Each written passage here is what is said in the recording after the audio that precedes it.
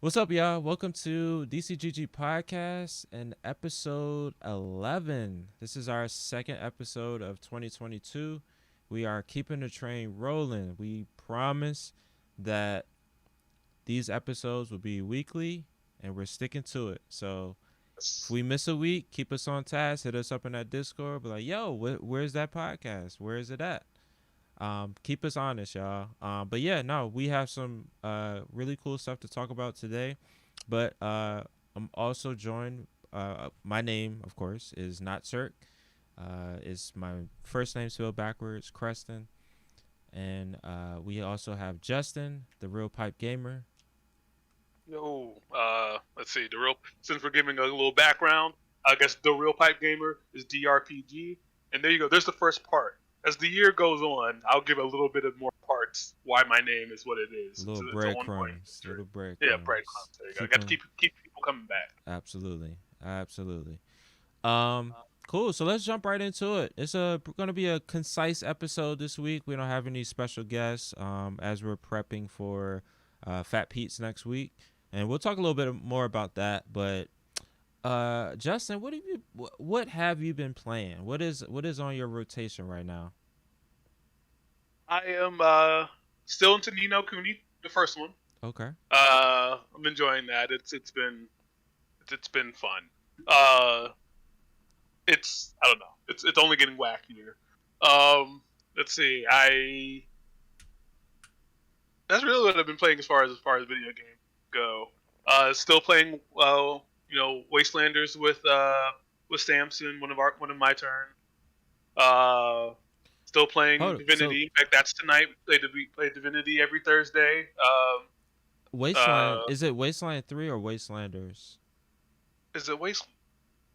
I think maybe it's Wasteland. It's Wasteland 3. There, right? Wasteland is co-op? I didn't know that. Yeah. I didn't know it either. I thought it was only a single player game, but it's at least two player. I don't think it's more than two players because that would I feel like it would fall apart fairly quickly. But yeah, we last time we played, we finally amassed a little army. We are six people strong because like he controls three and I control three, and yeah, we are just we. I don't know. It feels good to like go through a story and get strong. Once again, it's just that good old fashioned RPG stuff, you know. Definitely. I don't know. As far as board games go, nothing really new. I just got something in the mail. It's supposed to be coming. I'm very excited about that. Even though Okay. it'll be a while before I play it. That kind of ties into Fat Pete's because we talked about how like Fat Pete's is going to be on a semi-regular schedule as often as we can do. Yeah. But Pete, our connect PJ, our connect at Fat Pete wants to make like a weekly thing for people outside of For outside board of us. games. Yep. And it's the game that's coming is a campaign board game. So I'm thinking that I might find three other people to sit down with and go there every week, have a beer, and go a little bit farther into that game. So Oh, I'm that'd be hoping that awesome. hoping I can make that happen. That would be awesome. Yeah. Just I mean, like I get once again. That's why I'm talking about video games versus board games. Video game, it's awesome. I love him. I'm loving playing Divinity every week with the crew that's there with down there in campaign games. For those of you who don't know, down in I think it's underneath single player adventures is campaign games. The whole idea of that room is for people to come together and someone says like, "Hey, I want to go through this co-op campaign game." Other people pop up to say, "I will also want to go through that co-op campaign game." And then you all kind of agree, like, okay, we're going to meet up on a what kind of regular basis and actually beat this game together and like go through the story. The point is not to skip through all the cutscenes, like we tend to do play, Outriders or other games where we just like, we don't care about the story. Go, go, go. We're here for the gameplay. Yeah. Campaign's supposed to be like you're going through the campaign. You're actually supposed to like enjoy that story and those people that you're playing. So yeah, that's cool. But like, I think it'll be different to sit down, in person, have a drink, look at each other's face, roll some dice, laugh, at each other as we, die or win or lose. Who knows? I'm So excited for you, man. That'll be a great Cheers like experience. To have a place to just come in and play your normal crew of board gamers and shoot the shit. And it's something. I was thinking about this. Remember, one of the more visceral memories that I have as a kid is looking forward to something and during that week, right? So for me, it was every Friday and Saturday, we would go to the skating rink, and at the skating rink, they had a little arcade section there, and so it was me, my brother, and a lot of like my brother's friends. We would just get packed up into my dad's like '85 Blazer. It was very illegal how we were all packed in that car, but we made it work. Um, but it was like the highlight of my week. It was really um, just knowing that you're going to a place, you're going to see familiar faces, you're going to do familiar things, you're going to just have a good time. And so I think we kind of, and even in college, it was the same thing. Like I had, we did game nights every Friday. And, as an adult and kind of coming out of that, we missed that. And so that's really main reason why DC Gaming Group exists, is to have something like that. For I think it's very healthy as human beings to have something like we have, our up and down weeks, but having that, like on Friday, I'm just gonna let loose and play some games, eat some junk food, drink some beer, drink some liquor, whatever, just like really just kind of have a good time. And so having even taking that a step further and actually going to a venue and doing that, like that's going to be very exciting. So I'm very excited to hear and see how that group grows, because it's really needed, especially in these times. We've been so secluded. I mean, the virtual stuff is cool, but being in person is just a whole other connection and experience. So I'm really looking forward to hearing more about how that goes. And so yeah, I'm super excited for you. What about you? What have you been playing? Oh man, so similar to you, I myself and JK is also Beast Eternal in the server. We've been co-oping Serious Sam 4 on Game Pass. It is so Serious Sam, if you're not familiar, it is the most campiest, ridiculous. It's kind of like Doom and Duke Nukem had a baby, and then you throw the big selling point with Serious Sam is that they just throw like hundreds of enemies at you at once, and so you're just literally it's literally a circle strafe shooter where you're just going in circles and just blasting until nobody's there. So that's the jokes are meant to be bad. The graphics are very low budget, but it's just a very good, like, it's a good shooter because it's old school. It's very old school. So we're having a really good time with that. Other than that, haven't been playing much this week, but I want to say last night I gathered a couple good friends that we used to regularly play fighting games. We just started playing fighting games again last night, and we did a whole rotation. We started at Blaze Blue Central Fiction, which I am so hooked on that game right now. It's a blast. It's made by Arc System Works. It's the same people that make Guilty Gear and Dragon Ball Fighters. So I think I'm just a fan of Arc System Works. Like it is, like their games are just they just feel so great, feel so good. The character designs are awesome. The artwork. This is and Central Fiction is a 6-7-year-old game now.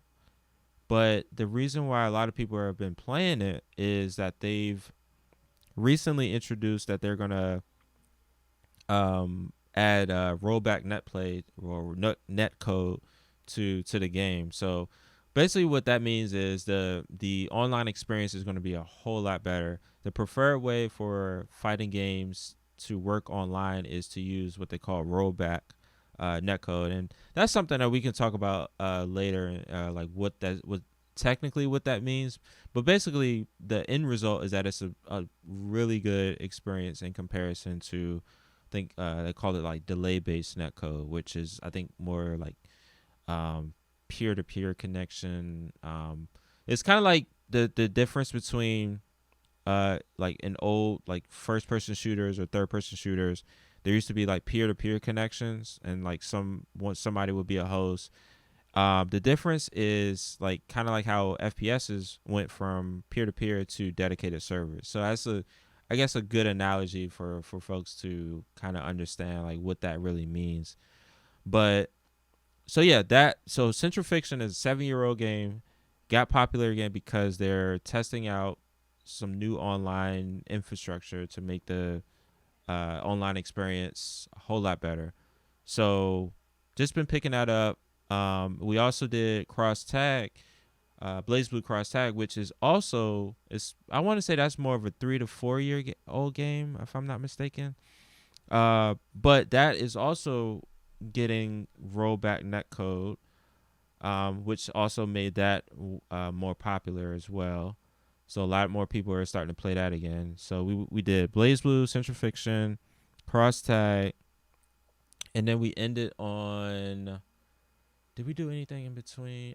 We went straight to Street Fighter V and then just played that until our eyes fell out. So I am proud to admit I've been bitten by the fighting game bug. I've been basically downloading all the ones that are in my library, and we're gonna start doing some really cool stuff, especially with the Fight Club, which is actually a good segue into our DCGG updates. So as I was mentioning, I've submitted. I am addicted to fighting games again right now, and what that means is for Fight Club, we're basically gonna do a rotation of games, and we're gonna implement Parsec, which we covered before, but basically Parsec is a technology that allows for a remote player to play on your computer like you're playing locally. So a game that doesn't offer online, you can play online basically. So we're going to do a lot of that. We're going to do a lot of classic games. We're going to introduce Fightcade, which is this online or this application that allows you to play classic fighting games like Marvel 1 or Marvel 2 online against each other. So it is a huge community of dedicated especially like folks that love classic fighting games. Fightcade is like the main way that they stay engaged with that, and they're able to play. There's whole tournaments being held on Fightcade. Fightcade is awesome. It's a really cool tool. So we're gonna do a lot more stuff with that. And so yeah, so I was definitely, if you're a fighting game fan, definitely stay tuned for that. We have some really cool stuff lined up. You'll start to see some of that in the first couple weeks of February. So after we're done with Fat Pete's, we're gonna jump right into starting to do Wednesday night fights and Friday night Fight Club. So yes, definitely stay tuned for that. And speaking of Fridays, we're also gonna we've been meeting behind the scenes and coming up with a schedule for Slayers Club.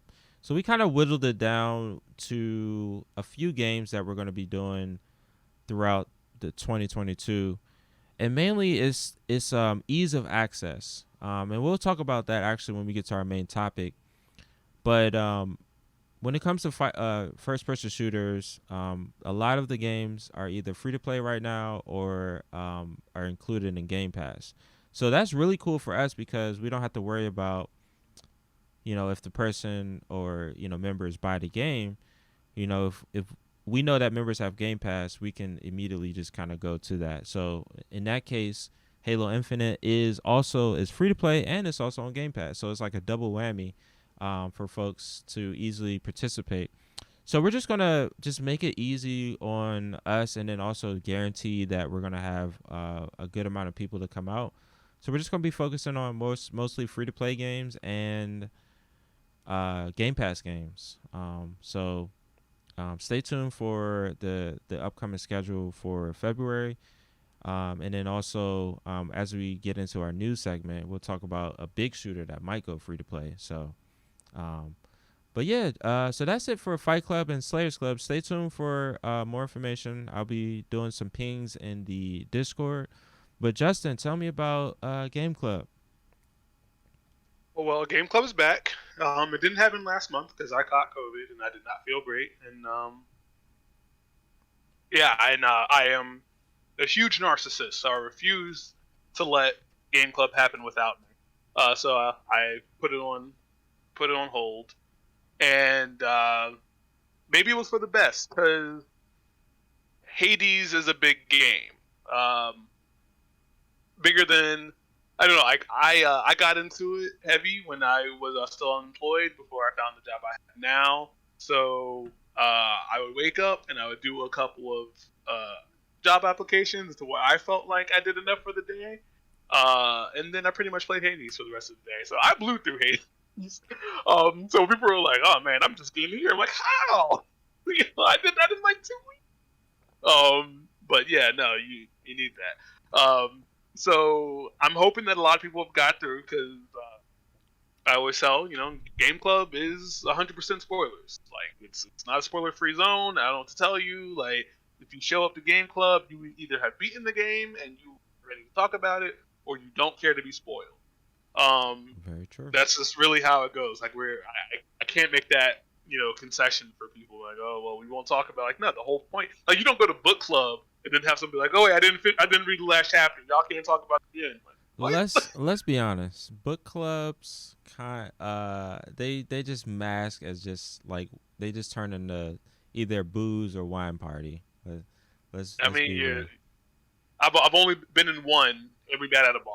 Like, yeah, exactly. It's just an excuse for people to get together. I mean, it's great. It's a great excuse, but when it really boils down to, but and no. Then, you get together and you talk about the book for a while, like 10, and you talk about other stuff. 15 minutes, and it just kind of devolves into Game Club. We talk about the game the whole time. Yes. And we get deep into it. So I'm very excited because Hades was my game of, I guess, for what was that 2021? No, 2020. That was my game of the year 20 easily. And I don't know, I really loved it. So I was excited because for people who don't know, the games are voted on by the members. I randomly picked them from a long list that is made out of suggestions that people give me when they vote. So I make a little survey, a poll every month that has the 3 games. You can choose what game you want to play, and then I ask for suggestions underneath that. A lot of people don't write things, which is fine. The list is large. But when people do write things, I take the time to find out if it's eligible, meaning that it is not exclusive.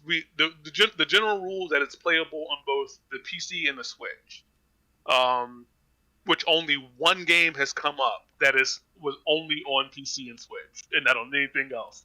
That it didn't win the thing anyway because no one knew what the game was. It was called like Usamagi Generation. I think it was maybe it was a visual novel. I don't really know for sure. I didn't really look into it because I try not to. I don't want to be spoiled about games, So I try not to look into it too much. I will research things primarily for their platform. I just want to make sure that it's the platform. So and then talking about things that are exclusive one way or another. Loop Hero is also on the list. I don't know if you remember Loop Hero being like a big sensation a couple months ago. Yeah. because that's on the Switch now, or it's coming to the Switch, one of the two. But someone suggested it, so I don't know. I kind of hope. Like, I don't know. It's going to get randomly chosen eventually. I'm hoping by the time that happens, it's also on the other platforms.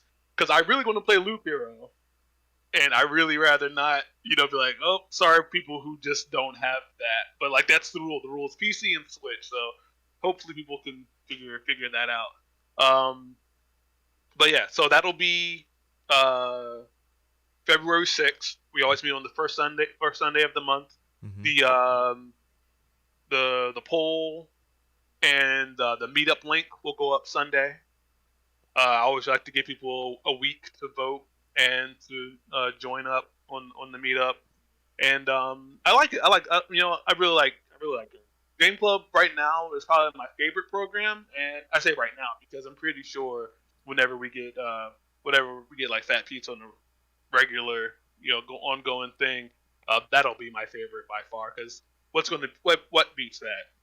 Like beer, food, video games, board games, people, all in the same space. Like that's just going to be the greatest thing. I know we keep talking about it. Like I know, like we talked about it last week. Talk about it this week. We'll probably bring it up again this week. I mean, it's but a big deal. It's a big deal. It's a huge deal. I mean, so excited. We're coming out of the bunker. Yeah. We're gonna meet people. So that's awesome. So again, Gameclub is gonna meet February 6th at was it usually at 7:00? Yeah, it's 7. Yep, 7:00. So definitely stay tuned for that and finish Hades. Finish it. I admit I'm probably not gonna finish it, but I'm gonna be there to just to hear everybody's experience, hear the spoilers. I'm fine. I'm completely fine with that. So I believe Hades didn't hook you. It's so fast and action paced. Like it is. You know what? Really? You know what it is? It's the roguelike element. That's the only thing. That's my mental block on that game. Which like another game that is similar to that is Returnal, which is also amazing, but the mental hurdle is the roguelike element. The fact that you can just basically just lose like 2 hours of gameplay and then got to start all the way over. Especially with Return. I know Hades is a lot shorter, but still just kind of like that mental block for me is vast. So maybe one day, maybe that's we'll see. But there's just so much other stuff, and like I said, I've just been addicted to. There's way too many games to play something that doesn't make you like extremely happy. Exactly. Yep. There's really no reason.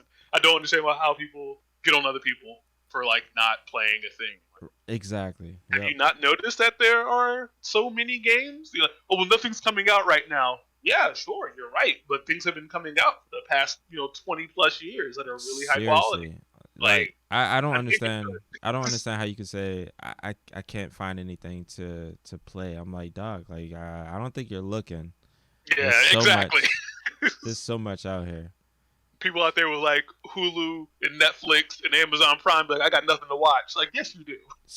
Yeah. You have not watched all of Netflix. Yeah, like come on now. Cool.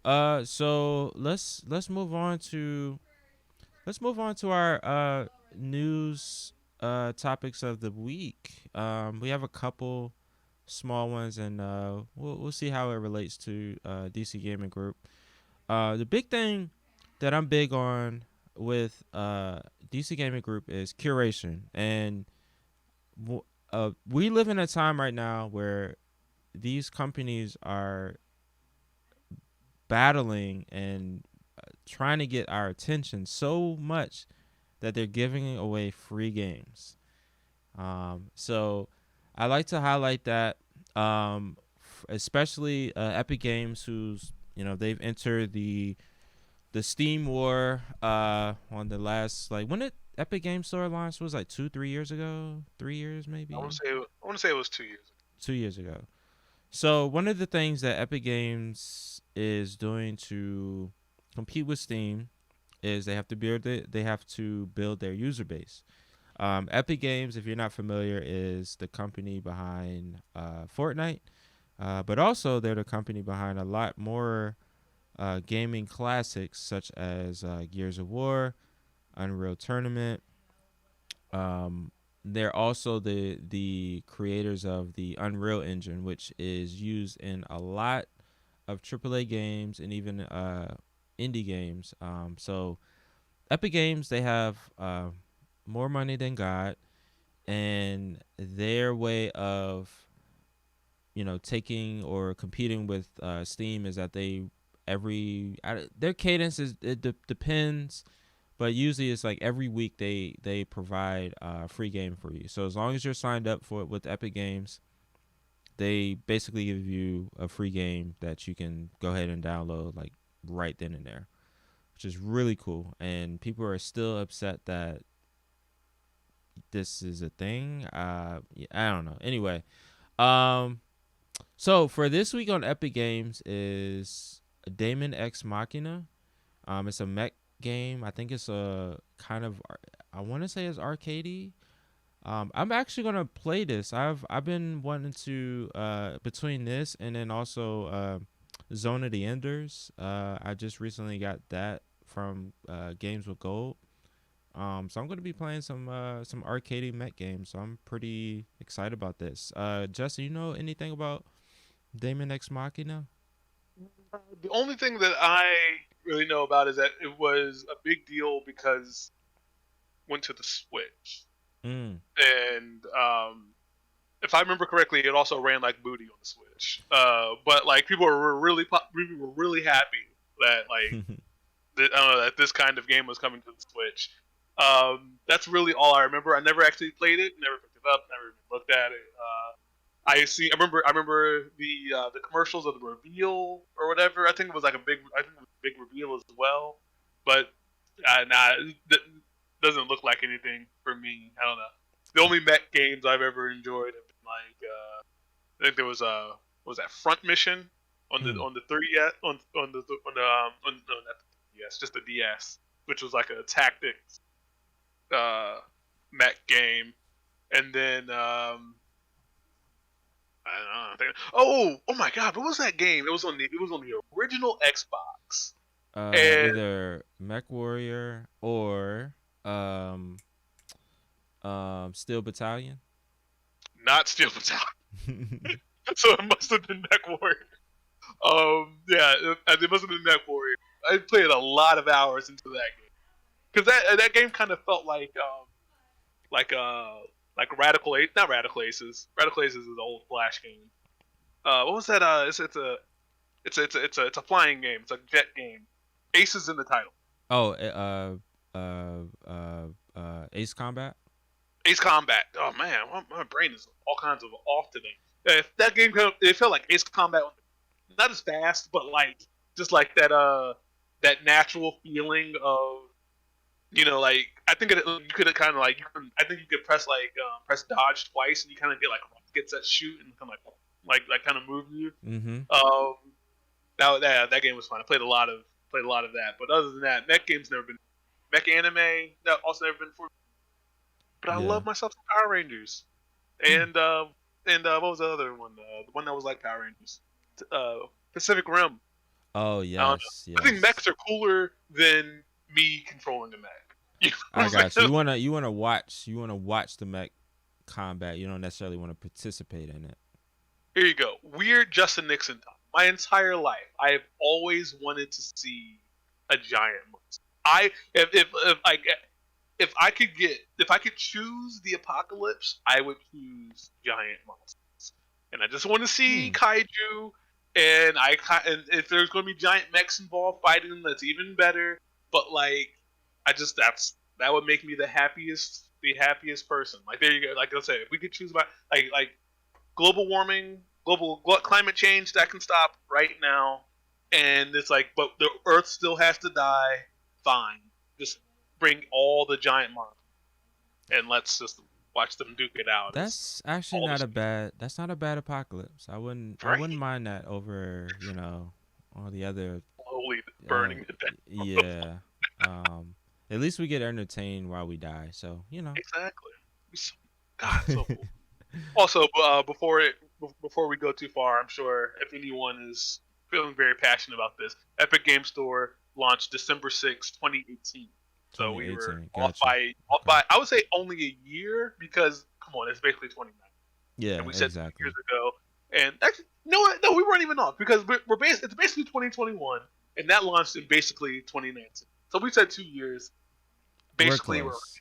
Yeah, we had the right window of time. So yeah.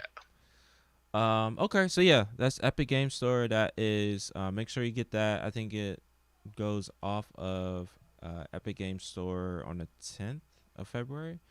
So and then next up for Epic Games is Ukulele. So if you're down for old school 3D platformer, also Banjo Kazooie like, Yes. that is definitely going to be right up your alley.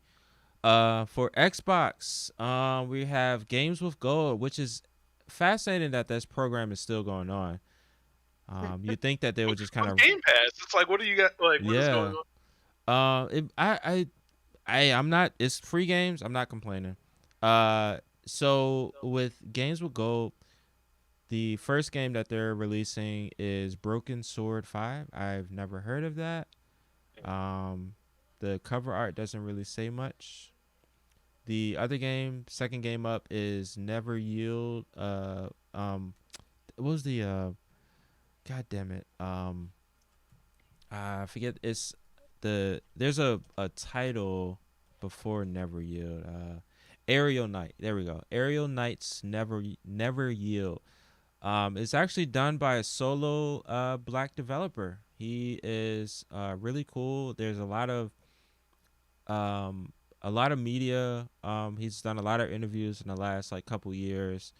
So just like look up Aerial Knight.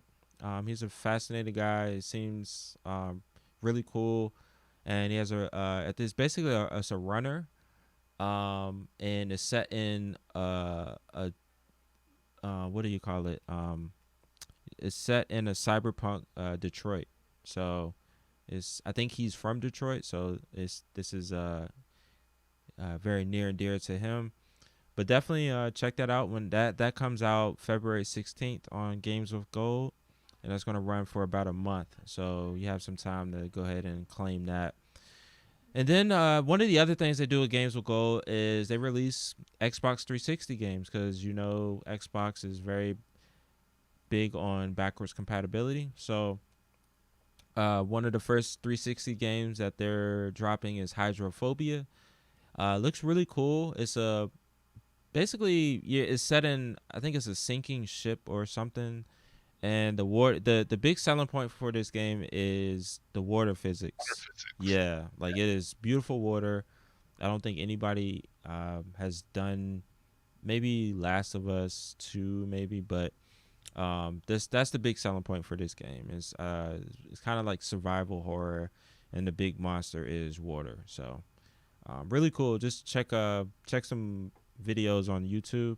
And then the last game is Bugs. I see that there's a subtitle at the top, but I can't really read that. So You're saying it's a band of bugs. Band of Bugs. There we go. Why they make that so small?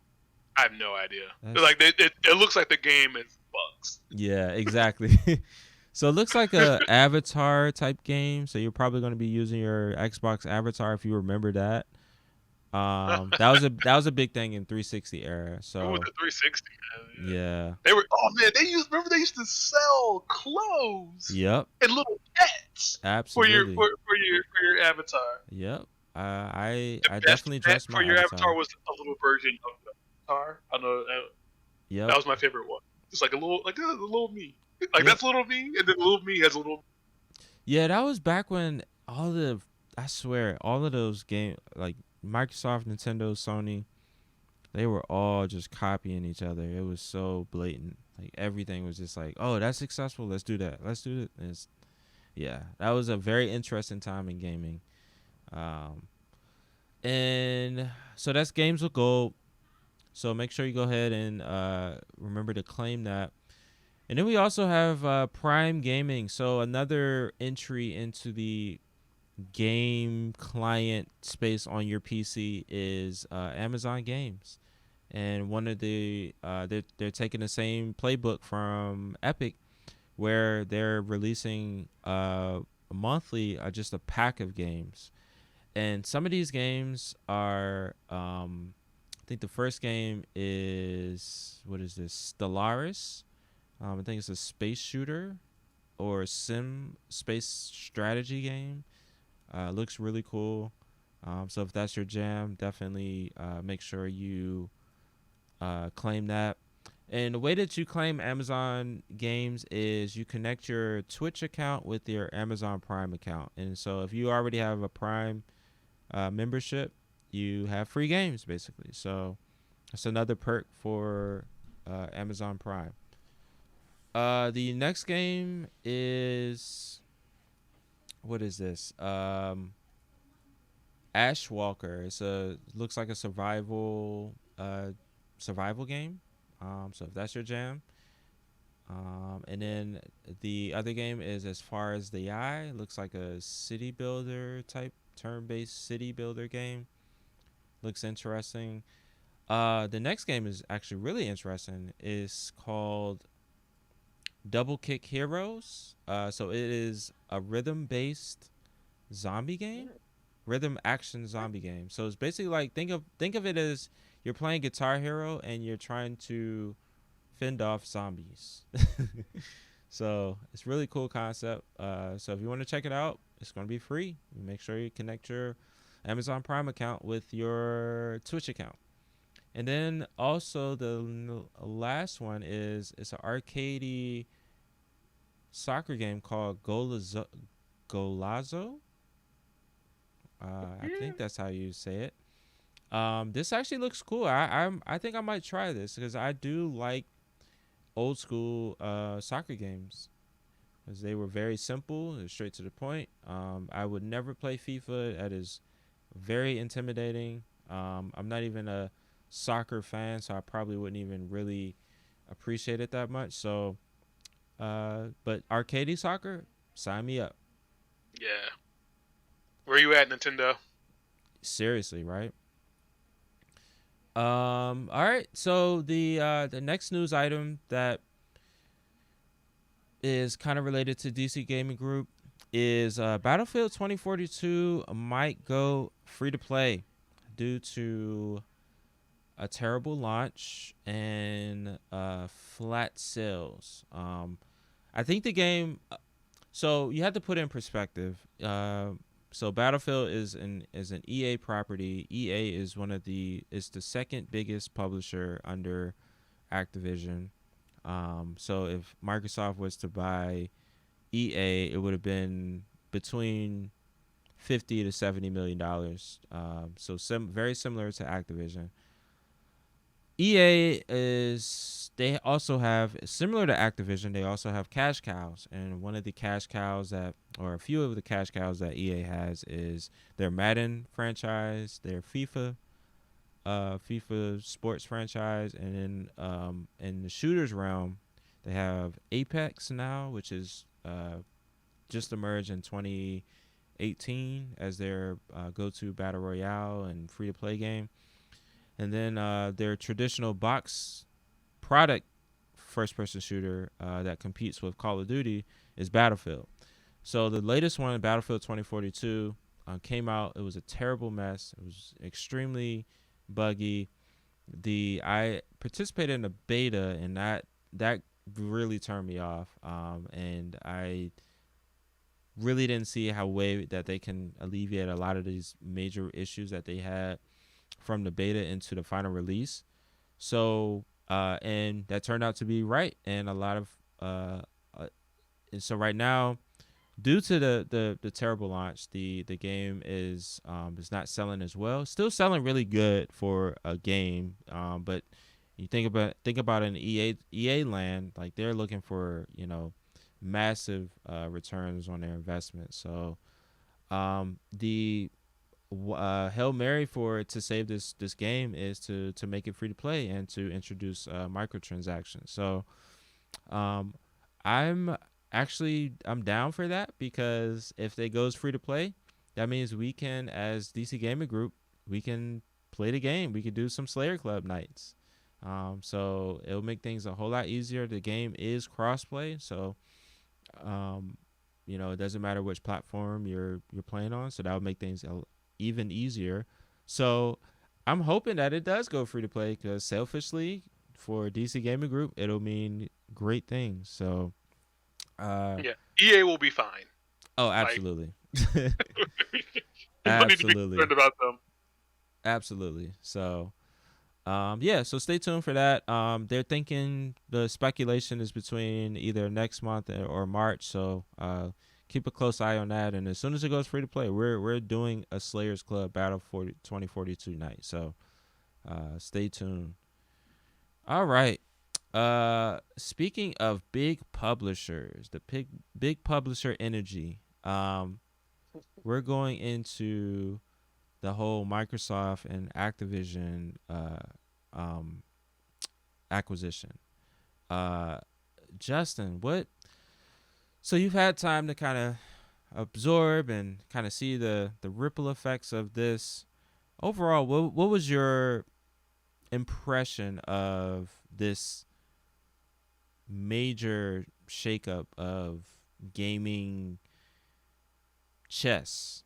What do you what what was your reaction when you first heard this? Um, weirdly enough, when I first saw, like the headline, Microsoft buys, Activision Blizzard, my mind instantly went to Sony. Someone who was not in that, headline at all. But I don't know. I guess I primarily play my games on PlayStation. Um, I have a PS4 Pro. It still runs strong. Still makes games look beautiful. And I don't know. Like for the longest time, it's like everyone has short memory. Gamers have very short. But like for a very long time, Xbox has been trash, and PlayStation has been this god king. But like the 360, I guess that's now 2 generations, was everywhere. It was everything. It was like the platform. Uh and they were doing everything right. They were Microsoft was highlighting indies with the Summer of Arcade. They were getting great exclusives. They were like the 360 was just fantastic. And then the 360 also had a lot of games that people instantly think of the 360 with that game, even though it wasn't exclusive. A lot of ways that things are now. Like you think of a lot of games, you think of PlayStation, but like, whoa, no, I played that on the Xbox. I didn't know that was on the Xbox because you think of that game. So I thought of that, and I was, and Microsoft has been playing a very sneaky game for a couple of years. They've been behind the scenes. They've been quiet. You say they've been quiet, but Phil Spencer has not. Like Microsoft has been quiet. Phil Spencer has not. Phil Spencer has been talking a big game. He's been talking a big game, and a lot of times it's been funny. It's like, okay, Uncle Phil, like you like you're all about, like, it's easy to say that you're all about the gamers when you're the underdog. It's easy for you to do all these things when you're the underdog. Are we allowed to say that anymore? Like I when we were talking in the Discord, the first thing I wrote was like, I don't know. I don't know what was spoken of behind the scenes. But let's say Sony woke up, just like all of us woke up and read that heading. Whoever Mr. Sony. Like they give it to a lot of people, but like Mr. Sony, whoever that man is, whoever that man is, he woke up and he read that headline. It's like everybody else. In my mind, how do you react from that? Like Microsoft did a thing. I mean, like, it's in process. It probably won't even be cleared until 2023. A lot of money to it. But like, they did a thing, and they got all the publicity, and they can kind of just like work on that now. Like, they don't need to react to something. They did the thing. They made the big move. But what that ended up doing was pushing Sony off balance. And I still don't feel like there's been any kind of response or recovery, because the only thing I heard out of it wasn't even out of Sony, it was out of, once again, Phil Spencer speaking about Sony, was like, "Hey, we fully intend. What is the word? He said, like, we have every intention, or we have every desire to keep Call of Duty on PlayStation, on the PlayStation platform." And it was just like that is something that you get to say because you have won. You've won the battle. There's the console war will outlive both of us. Yeah. But the battle of I don't know if it's the battle of the PS5 Xbox Series generation, or if it's the battle of even the generation to come. But Xbox has won. That one move was a winning move. And now it's up to Sony to do what Microsoft did. The only thing is, pieces are getting taken off the board, and you can only get so many pieces. Yeah. Is EA going to sell? Highly doubt it. You know, like, are these other places going to sell? No, they're making money. Like, you have to come with so much money, and let's not forget, it wasn't just money. Activision was not in a good place. They're still not in a good place because of the constant, unending scandals. Because the people just can't keep their hands to themselves and their mouths shut over in Activision Blizzard. That made it even easier for them to get acquired. Yep. EA might suck. We might not like the fact that they nickel and dime us out of every game that we continue buying from, because we keep buying games from them. But they're not, like, we're not hearing the kind of stuff out of EA that we're hearing out of Activision. So without the court of public opinion turning against them in that way, more than likely, they're not going anywhere. I don't know what Ubisoft, but I mean, like, as much as I love their games, they're not on that level. They're just not. They're big. They're prolific. I can't speak. They're whatever. I'm not gonna try it again. They're that word. That word that everyone knows I'm trying to say. Prolific. But like, they're not Activision Blizzard. They're not EA. Like, who is there? Well, and so here's the thing. I don't think that Sony necessarily needs to do that. I mean, think about why Xbox needed to do these big acquisitions.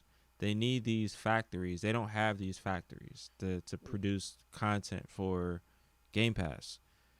So Sony, in my mind, Sony already has their factory set. I think so. What Sony does is they acquire developers. They don't necessarily acquire publishers, because they as themselves as publishers, they have the blueprint. Like, they are proven in their process and getting quality games out.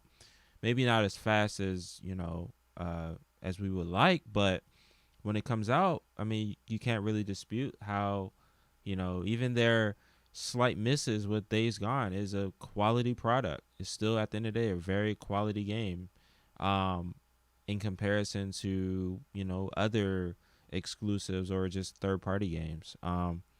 So I think Sony just has a different philosophy. I don't think they necessarily need to make a knee-jerk reaction. I think that let the dust settle, and at the end of the day, they have two bangers coming out this year, which are Horizon, and you got God of War on the horizon, pun intended. So I think that what Sony is, I guess their next big move is apparently that they are going to spruce up and revitalize their PS Now. So they're going to create a Game Pass equivalent, and I think the big selling points with that is that apparently that they're going to introduce backwards compatibility all the way back to PS1. That's what, as a lifelong Sony fan myself, grew up on Sony, and I like Xbox slightly more because I'm a huge Halo fan, but I still love PlayStation. PlayStation is, it was my first system that I spent thousands of hours playing, So I do have that connection with it. But in terms of their response, I just think that they're gonna stick to what they do best, which is exclusives. But they do have to make a pivot in their business model, because it's just going to be as this Microsoft like content machine starts to churn and really pump out like these exclusives. um it's going to be hard, and it's going to be harder and harder to like justify having like a PlayStation, because they're they're sending a huge salvo, like once all these acquisitions, and like they just picked up Bethesda 2 years ago now. And once all of those studios are firing on all cylinders, once the internal ones that they've already acquired over the years, once that starts firing on, like the cadence for Xbox is going to be crazy. So Game Pass itself is a behemoth. And so PlayStation is. Oh, sorry, go ahead.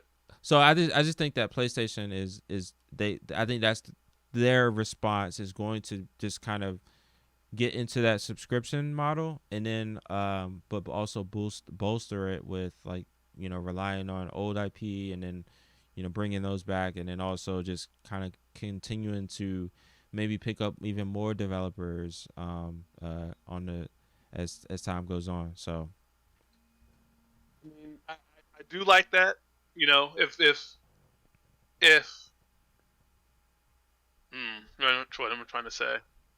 If Xbox becomes like a blockbuster, like we got everything here. Everything's here. You go there, you can pick up whatever you want. You know, I guess. Oh no, you know what? Better yet, here we go. Movie theaters. I was trying to figure out where I was going. Movie theaters. All right, so we can have Xbox is like like an AMC or Regal, big. We show everything. Like the new biggest thing. We're going to have that on 6 screens. Don't even worry about it. You can get a ticket. If they're going to do that, I feel like I feel like the only way that Sony can find their niche is that they are that weird art house theater that only shows like the the indie Antonio Banderas like Spanish language movie that is going to win an Oscar for like like the best foreign film or whatever, and like it's good, it's great, it's fantastic, but maybe it's not necessarily like what you want, and you go there and and it's like they're only showing movies I've never heard of. yeah. Until Oscar season rolls around, and then you hear about those movies. Like maybe like that can be them, because Nintendo, I don't know. And then you have Nintendo, and Nintendo's like the McDonald's playbook. Like we're not even showing movies here. Come here and just have a good time. I don't know, because like the thing is, okay, so like sure, Sony goes to subscription. I mean, of course, they go subscription, and they go backwards compatibility. Yeah. Microsoft arguably already has both of that. They're already into the next phase, which is xCloud, and getting that everywhere. Sony's going to stumble for a while getting their Game Pass. What's it called? Project Spartan or whatever. Spartacus. This name's supposed to be announced very soon. Yeah, something. It's some part of February. There's a state of play coming soon. Is that what it is? Okay. Yeah. Yeah, but like, they're going to struggle at first, not because Sony's bad and stuff, but because like you can't. I mean, Game Pass wasn't perfect when it launched either. I mean, at first Game Pass, people were like, "This is too good to be true. I don't trust it. Yeah. How long is this going to last? How is this sustainable?" But they made it work. Whatever money situation is going on in the back end. I mean, we can't forget that Microsoft is Xbox is not just Xbox. Xbox is Microsoft, and Microsoft. Yeah. I mean, hell, Microsoft got $70 out of me today. I had to buy the license for Word and them. So Yeah, like I mean, you think about the core business model of Microsoft. It's all about subscriptions. It's always yeah, been that way. So it's like, when their natural transition into a Game Pass makes sense with the identity of the company. I mean, that's how they're $1 trillion company now.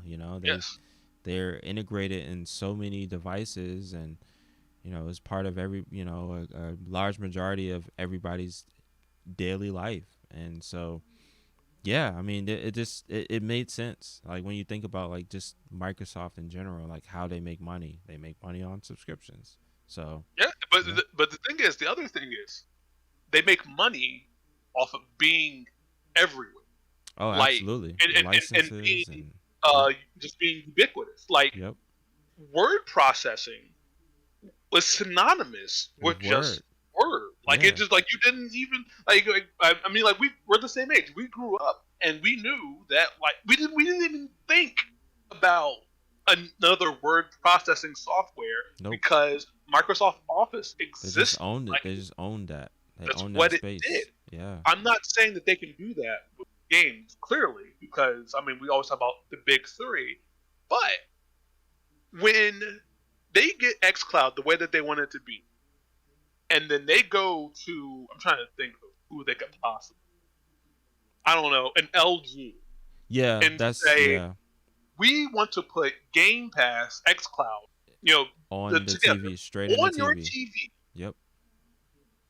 and and we'll pay you this much and then you go out and you're looking for a TV or maybe not even you hell lapsed gamer Joe Schmo someone who has not bought a console for a whole generation, maybe a generation and a half, Yep. goes to buy a TV, and on it says, now with XCloud, 6 months of Game Pass, Yep. included. It's hard to compete with that.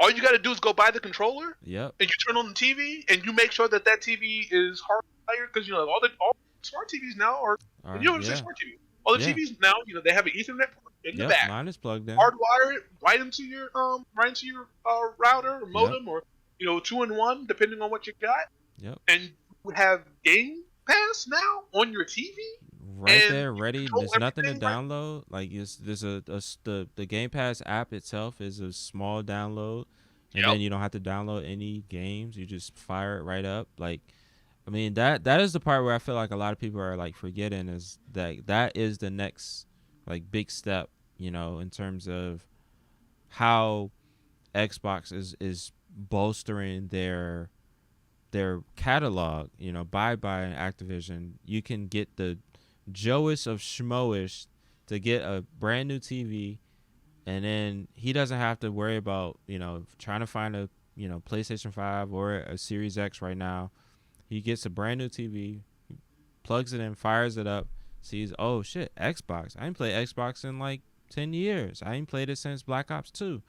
I can play all of the Call of Duties just like at the finger. Like I don't even need to download anything. Like this is like Joe Schmo proof right here. So And then let's not forget the wonderfulness that has been Microsoft being your profile.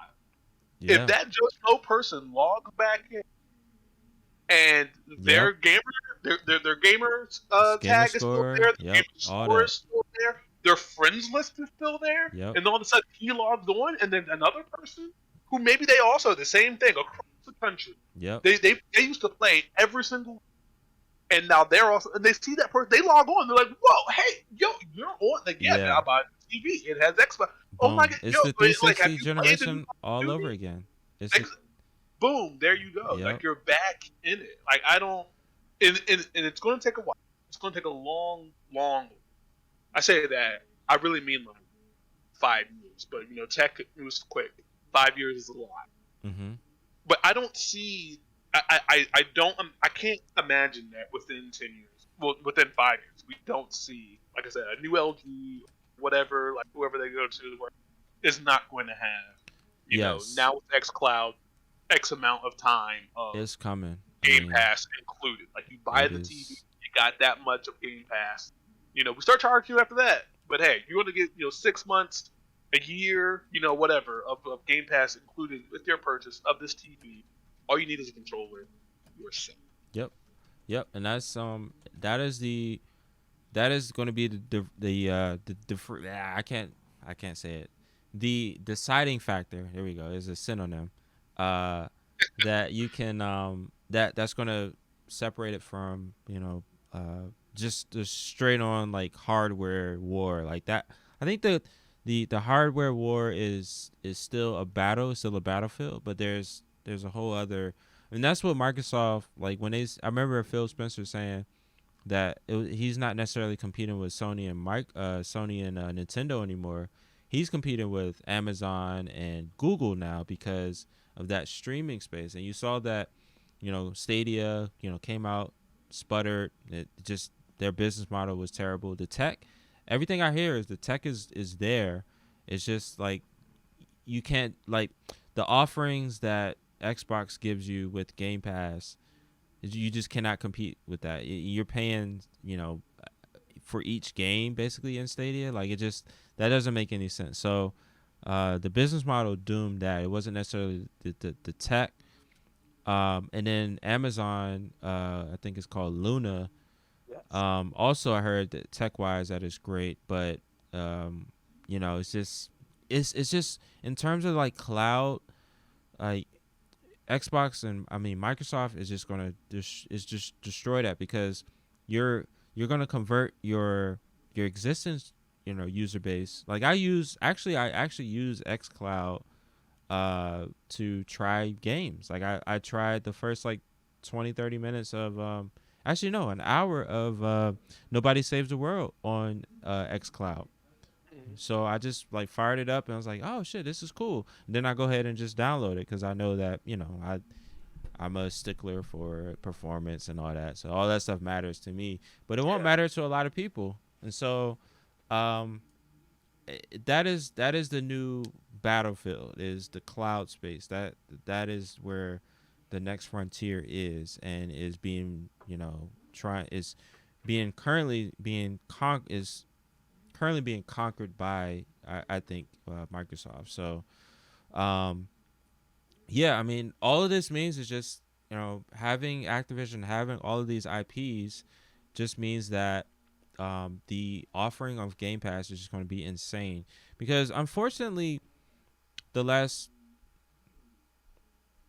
2 generations for Activision have just been, their output of games have been Call of Duty and like a splatter of like, we had Sekiro like that came out from Activision like that was out of nowhere. Yeah, right. When we saw like I remember they first revealed it.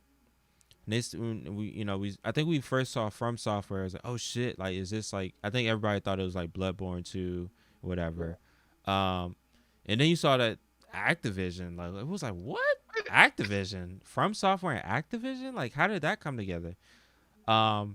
Because we're just so used to Activision only just worrying about Call of Duty, and then any failed game, that studio just gets assigned to making maps for Call of Duty, after that. So, with this acquisition, Microsoft allows it, so Activision isn't necessarily on the hook for having to their games having to generate billions in revenue right now. So they are now able to revive some of these lost IPs.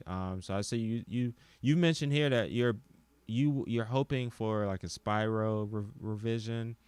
Because Toys for Bob is part of that acquisition. I believe there were Toys for Bob is in there, and oh my god, I 100%ed platinum, whatever, all 3 of the Spyro games when they re-released them on the Spyro Reignited trilogy. I love Spyro 4. So what? Oh no, I'm sorry. I'm thinking of I'm thinking of Crash. My bad. Oh yeah, no, I don't. I think Crash is. I think they're bad games. I honestly don't understand the appeal. But I see, like, when I hear that, I understand where you're coming from. I really like Crash. I don't know what it is. I think it's just the You're also a platformer guy. Like, how can you? It's I just don't like, I know. don't understand. I like I don't know. It's Crash. Like I've heard that so many times. Like I've always thought that Crash was like ubiquitously like everybody just loved Crash, but it wasn't until like last decade or so where I started hearing the opposite of that. Like, oh, Crash is a terrible. And I hear like with the criticism, I was like, I get you. I get you. I definitely understand that. That is a dumb premise that I'm running towards the camera. Yeah, Uh, like, and I know that's but not every level. Every time I say that, people are like, every level. I'm like, yeah, sure, that's not, but you got to do that level to win. yeah, so I understand that like logically, but I still like Crash. I don't know. I don't know. I The like it. character is likable. Put him in Smash. Yeah, seriously. But yeah, but yeah. So Toys for Bob, like they're part of that acquisition as well. I think Toys for Bob got put on make. I think like you said, making maps. Map making. Yep. Like that's not what they do. Yes. I mean, they do make great maps, but not for running around and shooting people. Yes. Or like gliding around as a majestic, bad tempered, purple dragon. They gotta support that So war I zone. miss Spyro so much, and I loved having it. So Yeah. I definitely want that. And then the other one here, I purposely wrote in code because I don't even know if it's possible. Like this might get shut down right away. I've not done the research. I'm just have a feeling in my heart, and it would require going out to.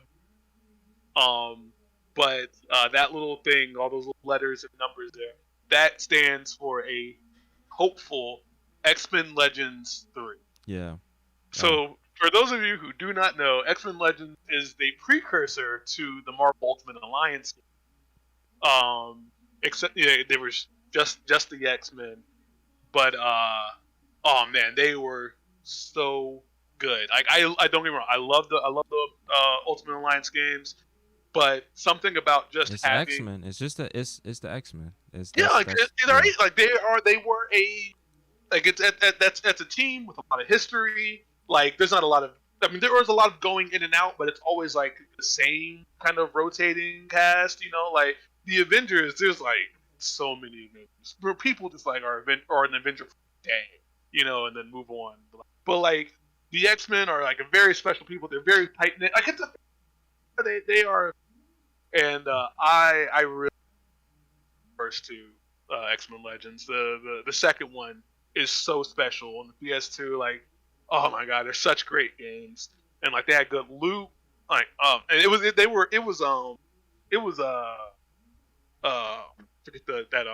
that MMO Marvel game.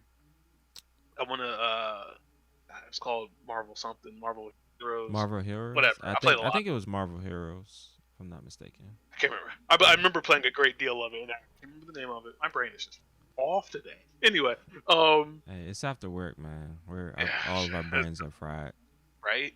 But yeah, no, like it was like that before that. I just man, I really hope because I say all that because Raven Software made those games a long time ago. Raven Software got ripped away from everything else, and they're in the COD machine.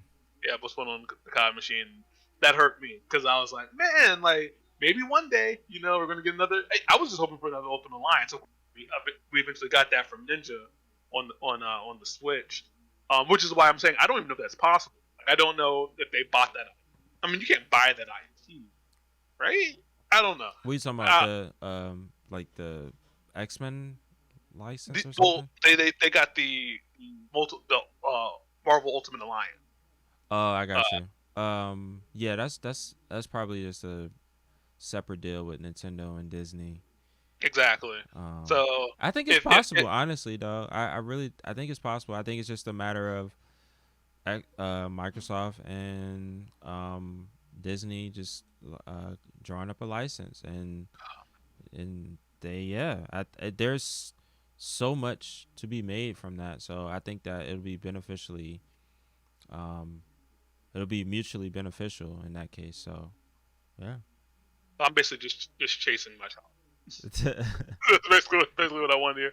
But you said like the revival of lost IPs is a big deal with that because I'm pretty sure it's already been said that they're going to maybe move away from the annual Call of Duty release schedule. Yes, please let but it when they breathe. can, I think the next 3. They're still gonna do. I'll say the next like few years you're still gonna get those annual, but yeah, I mean, they shot themselves in the foot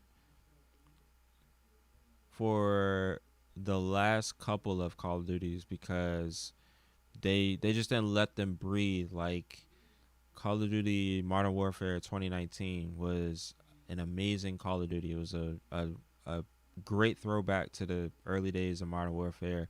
The tech was amazing. Like that game still looks really good to this day. And that is the engine that actually runs Warzone. But if they would have let that game breathe for like at least 2 years, I mean that they would have still been fine. They didn't even need to release Cold War because that was a objectively inferior game to Modern Warfare. And then Vanguard is just like nobody wants to go back to World War II, so it's just kind of like a stopgap in between what people really want, which is Modern Warfare 2.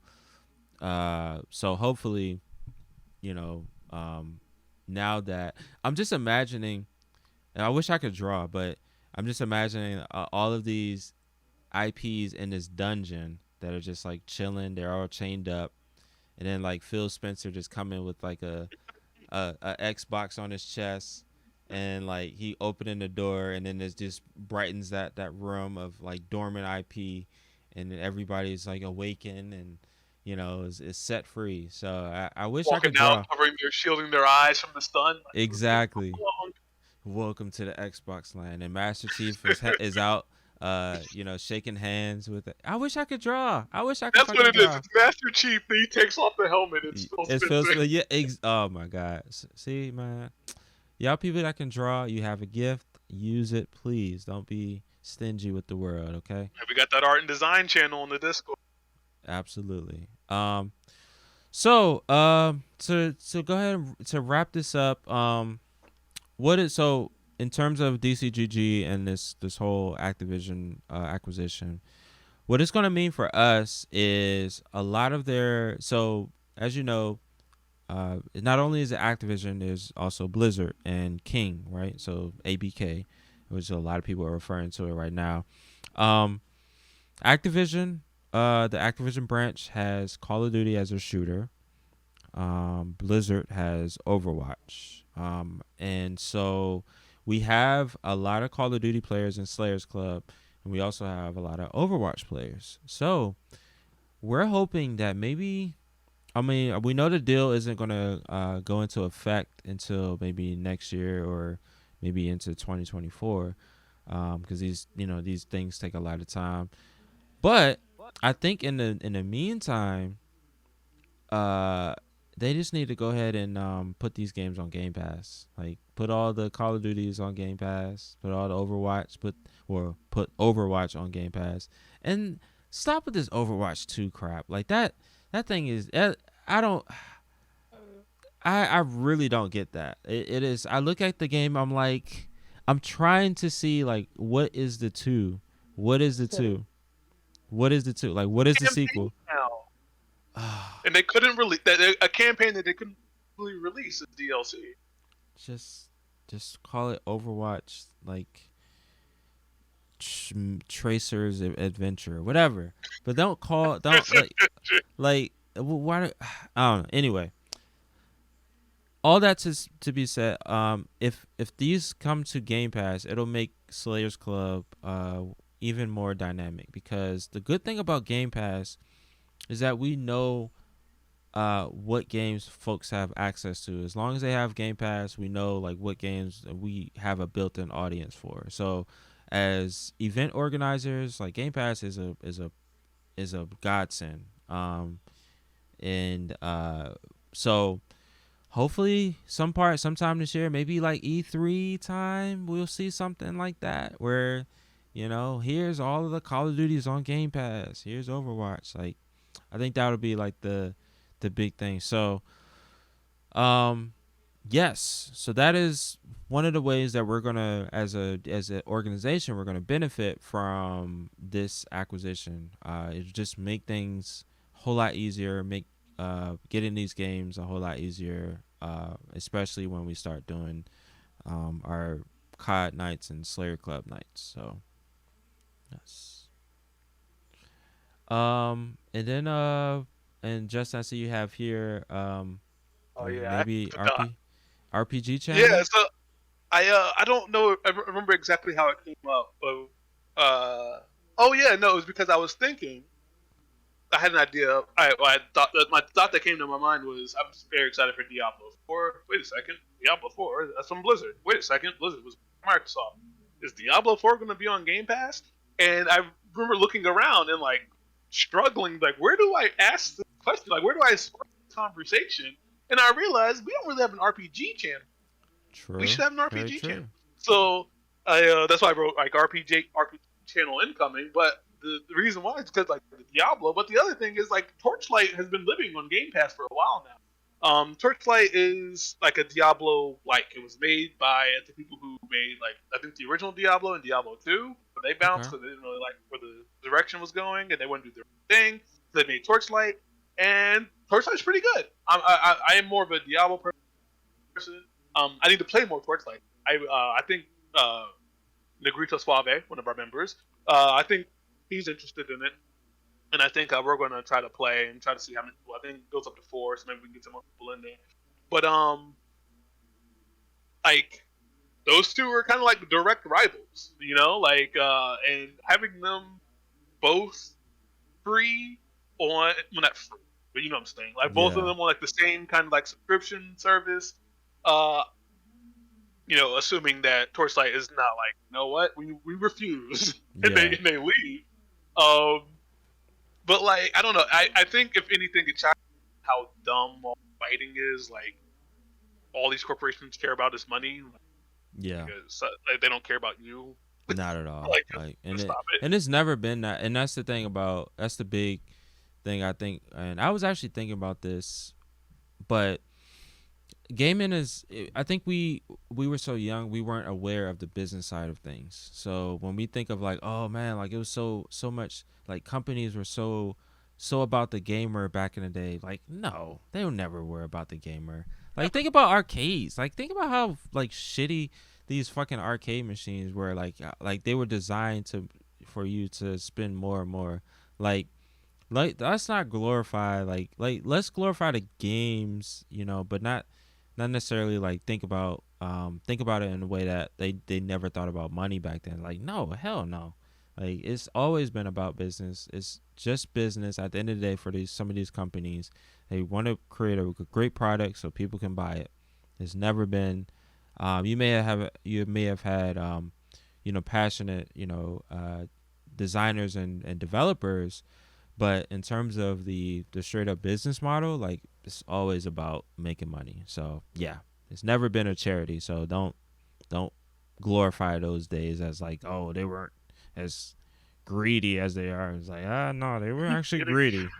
Those games were notoriously hard, so they would eat your quarters. Like they were Exactly. called quarter eaters for a reason. Like, and then I mean, even like beyond arcades, like going back to Blockbuster and like Yep. other things like that. Like the reason, like it's I remember reading about Lion King game, and it's like the reason why it's so hard because they They did wanted not to, want yeah, you to be able to rent it once and and then beat it. beat it. Yep. Like it was like, whoa, we're not making it that way.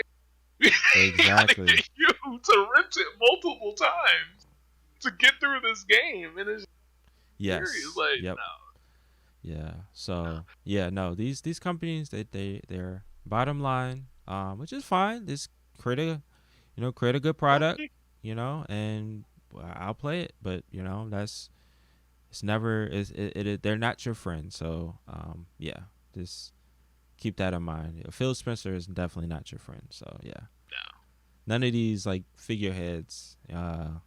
Um, Definitely Steve Jobs wasn't your friend back in the day either, and he'll tell you he's not your friend. Phil Yeah, Spencer yeah. will I could see him kind of PRing it up, but Steve Jobs was he was never anybody's friend. So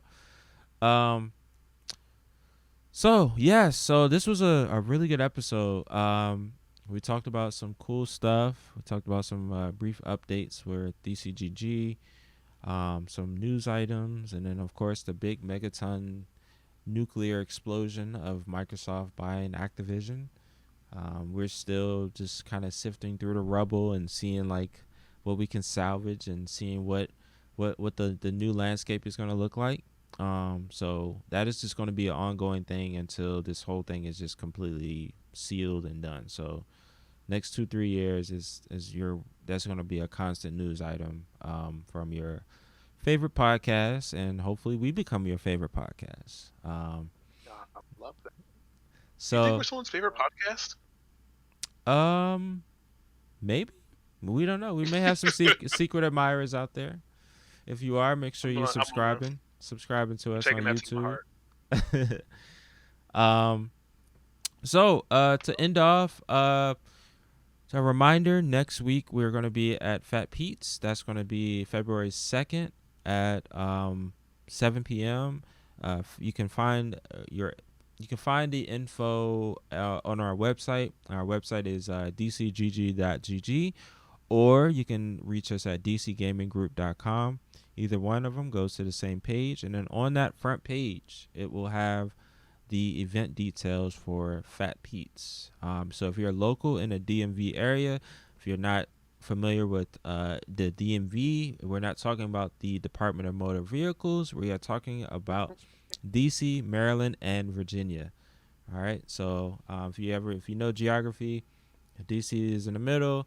You're surrounded by Maryland on the northeast, and then Virginia on the southwest. All right. So if you're local, please definitely come out.